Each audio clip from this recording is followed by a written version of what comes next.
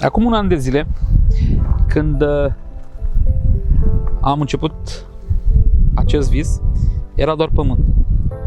Și la fel cum pământul este sursă de viață, cu ajutorul lui ne hrănim, în acest minunat pământ sunt alimente, cresc. Așa au crescut și aceste case cu ajutorul vostru. Aceste case care vor fi utile pentru alte suflete. Avem un paraclis, avem căsuțe pentru mama și copilul, avem pentru alți copii, avem o căsuță destinată materiilor meșteșugărești, o căsuță destinată copiilor aflați cu diferite dificultăți mentale sau fizice și vom avea și un centru medical. Cu ajutorul vostru am realizat asta. Deci este o parte din mine, dar este și o parte din voi. Iar asta nu este tot. Vom merge spre cantină și veți vedea cum am transformat un spațiu care era dezafectat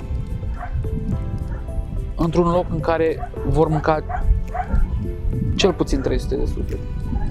Haideți să vedem și acolo.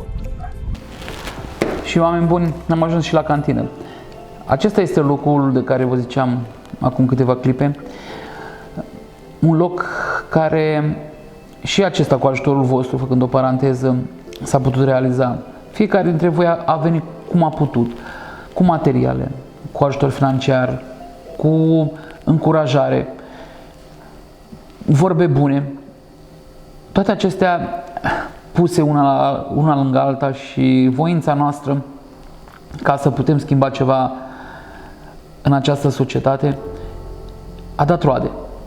Noi vă mulțumim, noi cei de la Bronx People, inclusiv copiii, vă mulțumesc că sunteți alături de noi, vă așteptăm să fiți în continuare alături de noi pentru că este nevoie ca să putem să terminăm aceste lucrări și vă doresc o duminică plăcută alături de cei dragi și vă așteptăm lângă noi, vă așteptăm la noi. Veniți și vedeți singuri ceea ce am realizat împreună, noi cu voi.